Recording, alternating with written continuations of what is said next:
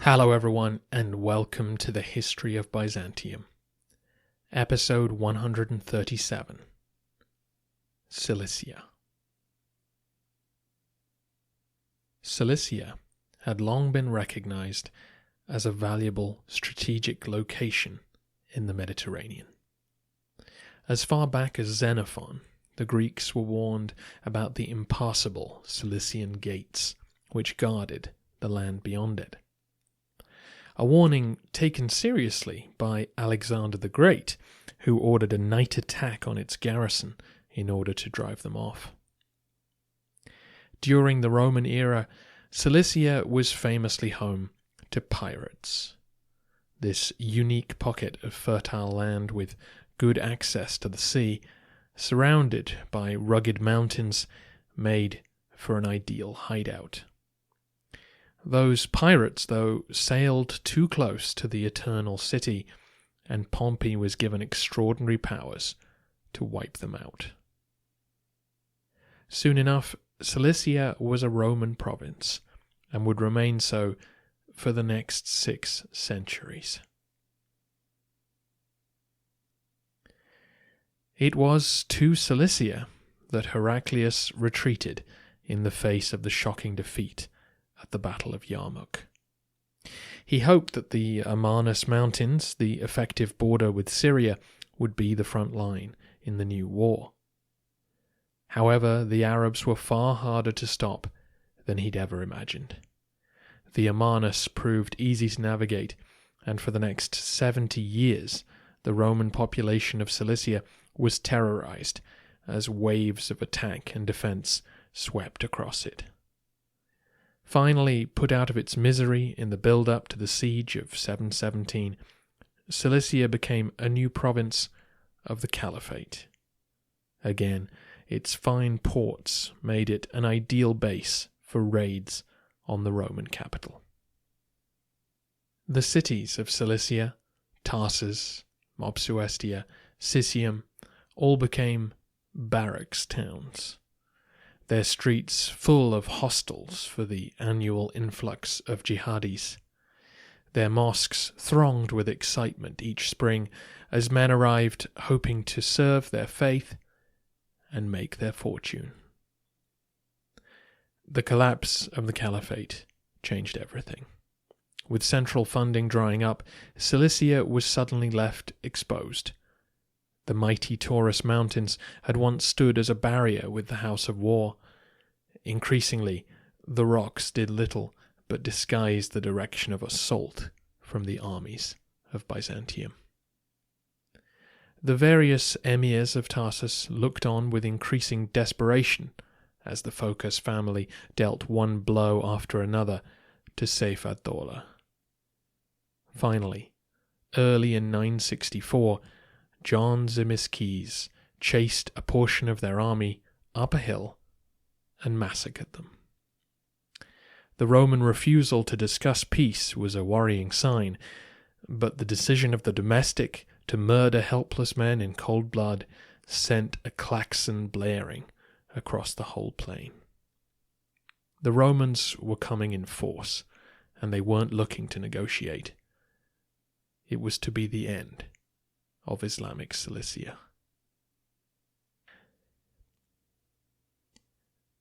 Zimisces retreated back to Anatolia as winter reached its peak, and when spring arrived, the emperor himself travelled out to the front line to join his general. After spending the past year in the capital, Nicephorus was keen to get back to his campaign tent. Despite the hero's welcome he'd received on taking the throne, he still wasn't confident that his new regime was secure. So he brought his new wife, Theophano, and his 2 adopted sons with him to Cappadocia. No counter-coups would be tolerated in his absence. Gathering his army, he crossed the mountains in summer and made for the city of Anazarbus, which he'd already taken a few years earlier. He captured it and drove some of its population forward.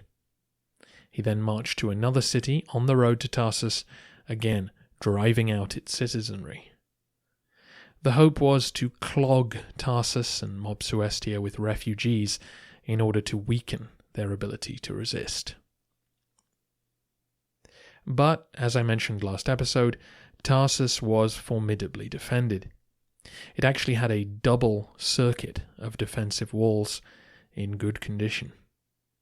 Its garrison held firm, and Nicephorus's first assault was easily rebuffed.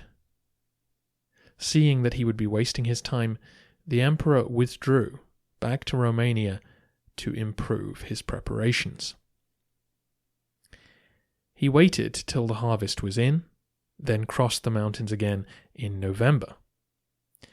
Cilicia enjoys a traditional Mediterranean climate, far warmer in winter than the harsh conditions of the Anatolian plateau. Hence why the Byzantines were able to campaign there outside of the traditional season. This time the Romans headed for Mopsuestia and put it under siege. This city was built on either side of a river and was thus well prepared to survive a blockade. One of the main bridges across that river was built by Justinian and is still there today, though it's obviously been refurbished a couple of times since then. There are pictures online. As with his attack on Tarsus, Nicephorus failed to make an impression on the walls.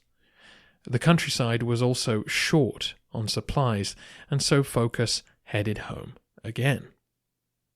Though these campaigns had failed to yield the desired results, they had provided valuable intelligence.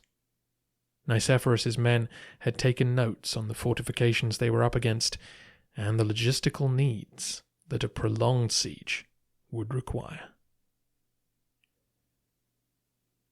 Speaking of which, as 965 dawned, Nicephorus gave orders for another long-standing Roman project to be completed. The fleet was ordered to sail for Cyprus. As you know, that island had long been under a condominium with the Caliphate, meaning that the Cypriots, still largely Roman Christians, paid tax to both sides.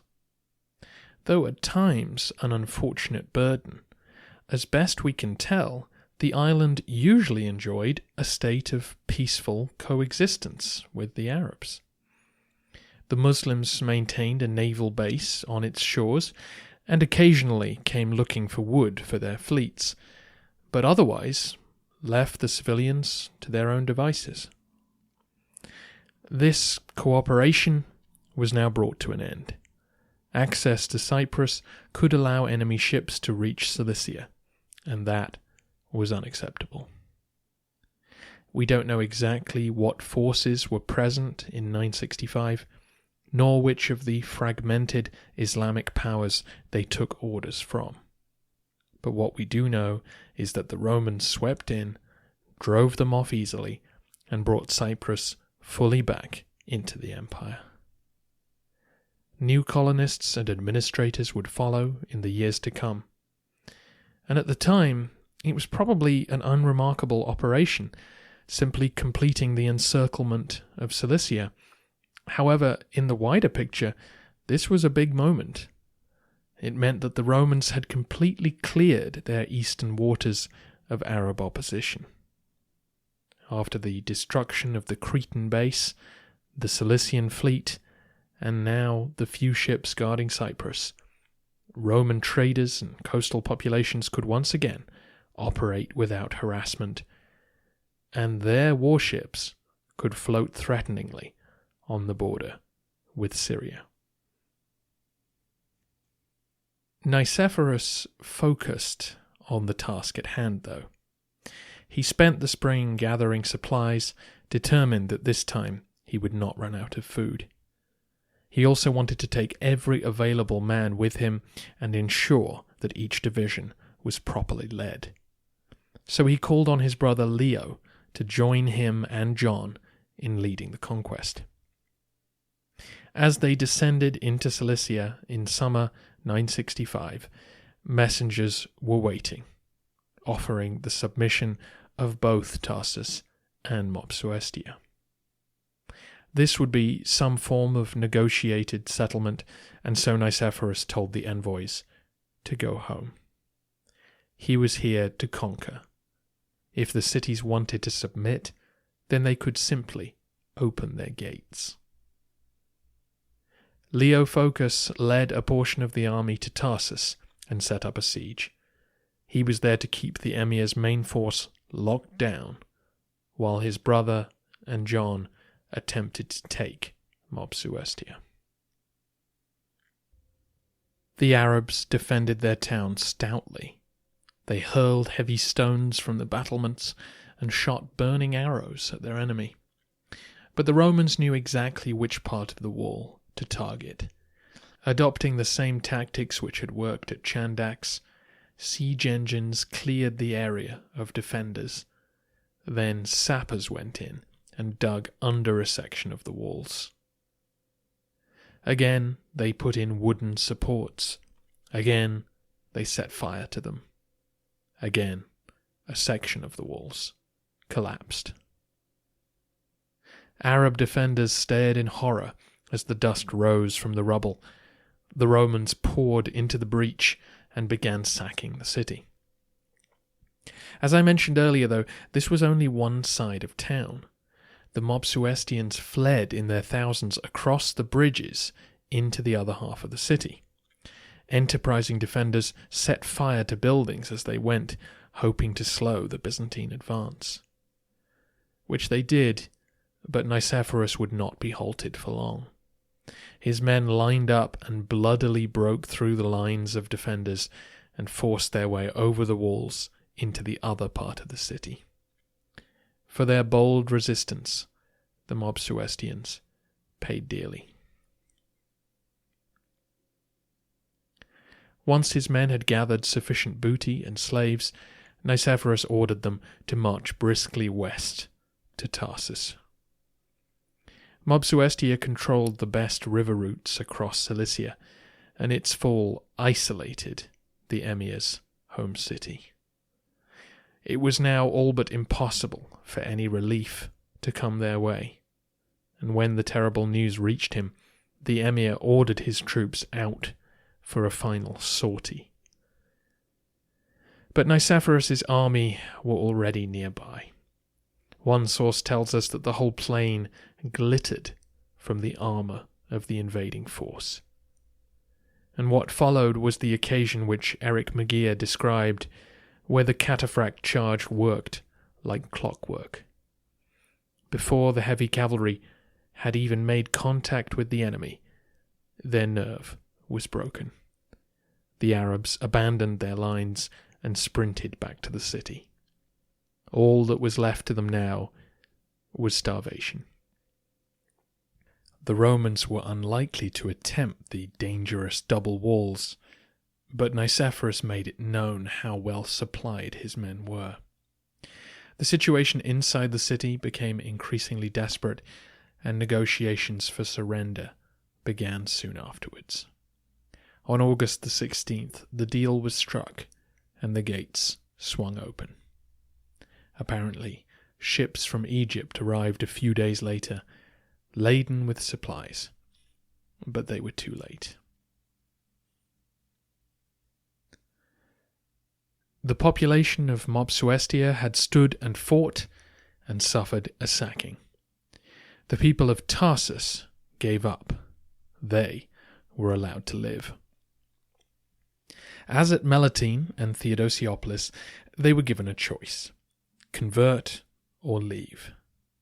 Nicephorus was happy to offer them safe passage east to the nearest Syrian city, Antioch.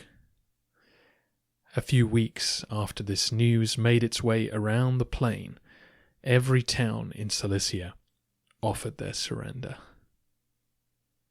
Cilicia, that strategic location just south of the Taurus Mountains, was reincorporated into the Byzantine Empire 250 years after it had been taken. Though Melitene and Theodosiopolis were trading cities, with productive plains surrounding them, they weren't huge gains for the Roman exchequer. Don't think that conquests always lead to financial gain for the empire that absorbs them. Most Byzantine expansion in the mountains had simply helped pay for the new Armenian allies who'd been brought onto the payroll. Crete was a more profitable acquisition, and certainly the removal of piracy was of great benefit. But Cilicia was on a different scale. The size of the plain is comparable to Cyprus itself, so in 1 year Nicephorus brought hundreds of miles of territory back into the fold. Though both would now have to support new garrisons, they would also bring plenty of other resources to the table. Not to mention, the pressure eased on towns to their rear. As we heard in the interview with John Haldon, there was land in Cappadocia which had been turned to scrub and then forest during the centuries of Arab raids, which only now were brought back under cultivation. Caesarea, to take one example, was no longer the empire's main mustering ground. Most of the high command stationed there moved to Tarsus. They would doubtless be interested in purchasing some cheap Cilician land to build a new country house, let's say. As had been imperial policy for a while now, abandoned land in the new territories would be turned into imperial estates to ensure that the government received most of the new revenue. However, many highly placed persons were able to improve their portfolios considerably, something we'll talk about more next week. That same summer, another detachment of Roman troops launched an attack on Germanicia, the last surviving Hamdanid fortress on the frontier. Surprised by the assault, the city fell, completing Nicephorus's sweep of the former towns of Jihad. A later Arab author imagined Nicephorus boasting to the Caliph that nothing remains of your frontier except ashes. Nicephorus's image in the lands of the former caliphate is an interesting subject. No Roman leader really had a public profile in the region since Heraclius, and as you might expect, he was feared and despised. Historians, poets, and clerics pour scorn on his brutality and godlessness. Their reaction is very similar to those of Byzantine authors when facing defeat 3 centuries earlier. Muslim victims are treated very much like Christian martyrs. As Cilician children were taken into slavery, we get tearful portraits of their grieving parents. We hear that those who died for Tarsus and for the life of jihad it had stood for were now being feted in a special corner of paradise. As for the Vasilevs, it was widely feared that his ultimate goal was the conquest of Jerusalem and the reconversion of the whole area. A long poem has him announcing his intention of marching on Mecca and Baghdad in the name of Christ. Again, just like the apocalyptic Roman literature, which imagined the Arabs conquering Constantinople and then Rome.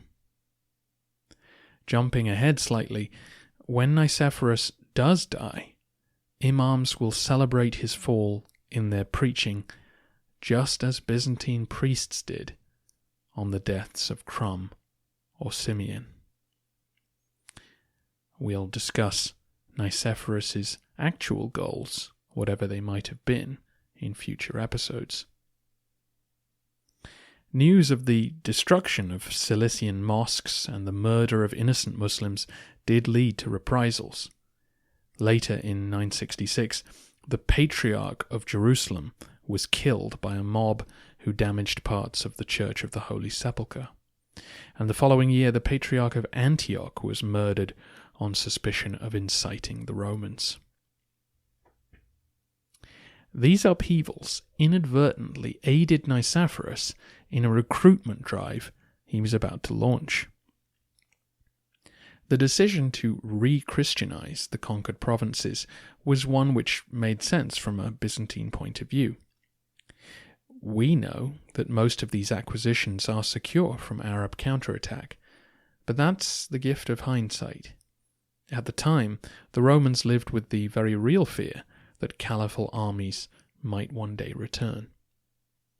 To have loyal Christian populations was one way to ensure that the new cities would integrate into the Roman world. However, where were these Christians supposed to come from? Thousands of Muslims had been killed or had left. They had to be replaced, and there were only so many new colonists that could be found. Many Armenians migrated to Melitene, Cilicia, and even Crete, but they were not enough.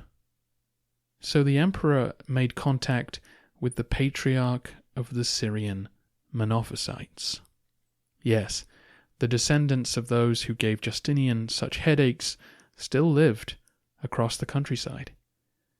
Their leader, Yohanan VII, was interested in the offer he received. Phocas said that if he moved to Melitene, then he would offer his church official toleration. This movement would doubtless lure thousands of congregants in its wake, and the wave of anti-Christian violence sweeping Syria helped fuel this movement.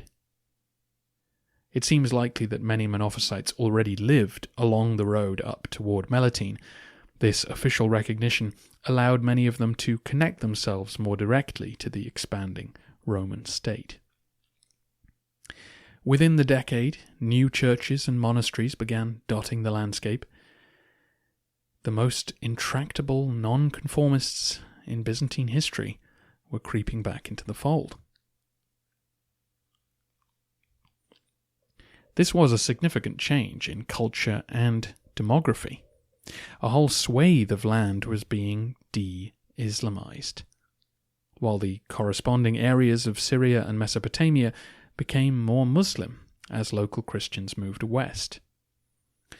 And as the Byzantines became more of a fixture in the area, more of their religious brethren would join them. One of our best historians for the forthcoming period is an Arab Christian who fled Egypt because of persecution and settled in newly conquered Roman lands. Some amongst you might be wondering how these new arrivals were going to be perceived back in Constantinople, a place that had been through more than a couple of religious purges in order to create an orthodoxy pleasing to God. That's just one of a number of fun problems being stirred up by Nicephorus's reign, which we'll delve into next week. By October, Nicephorus had arrived back at the Bosphorus. He entered the city in triumph. This was what the people had expected when they'd hailed him emperor, and he delivered.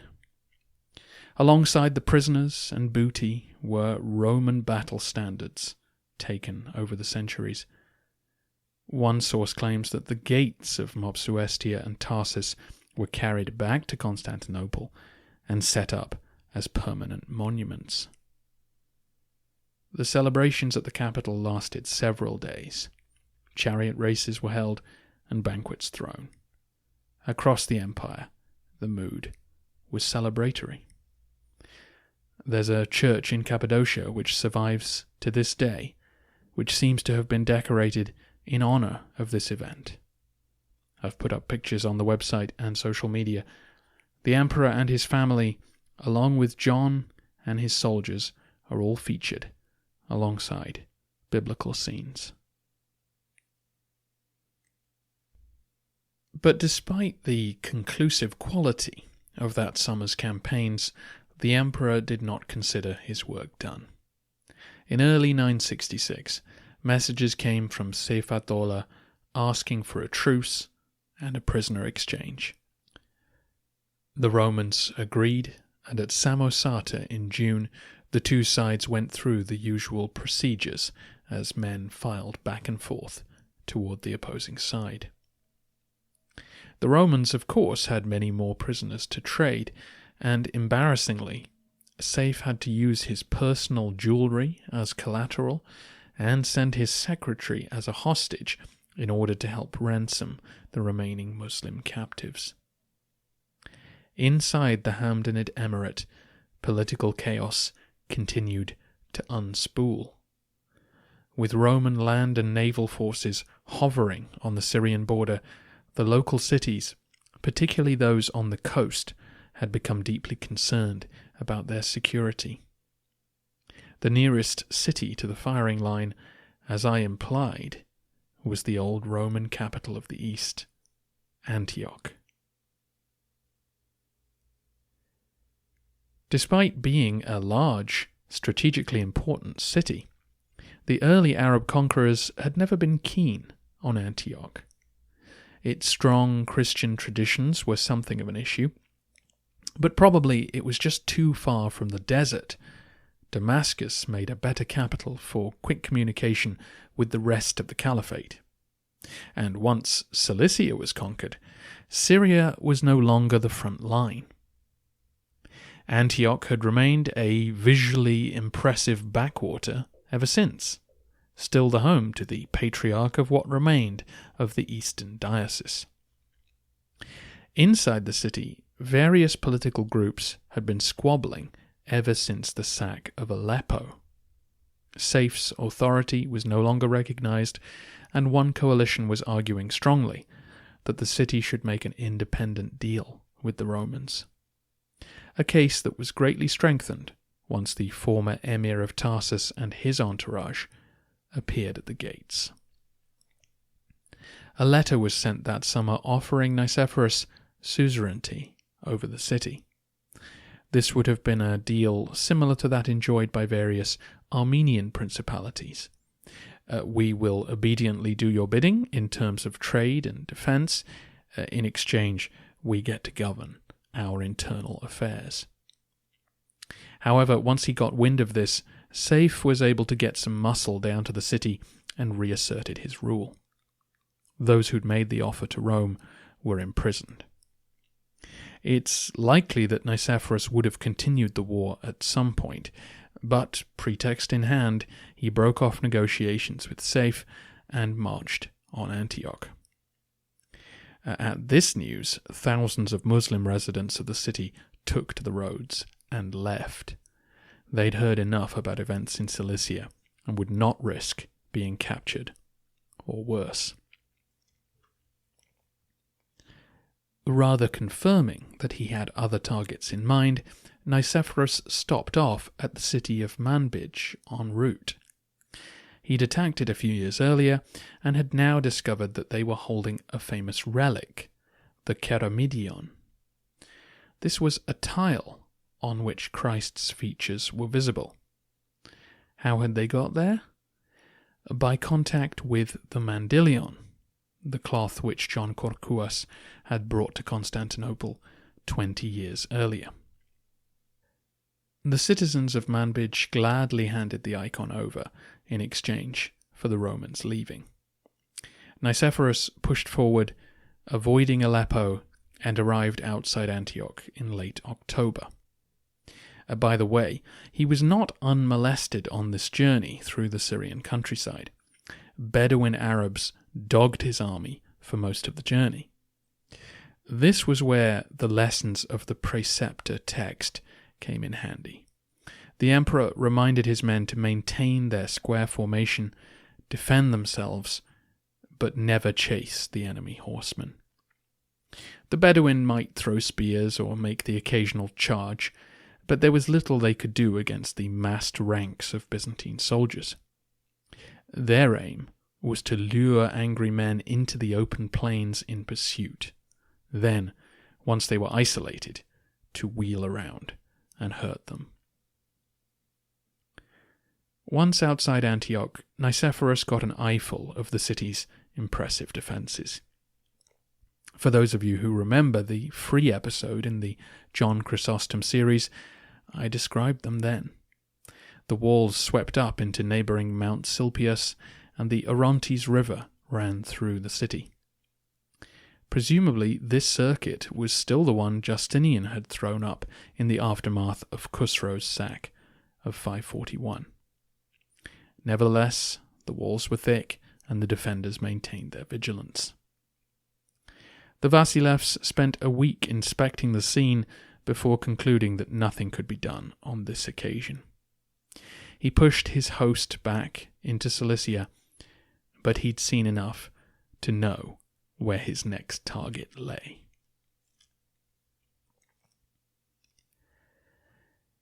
Even without doing much, the emperor was able to return to his capital in January 967, clutching another valuable relic rescued from the heathens.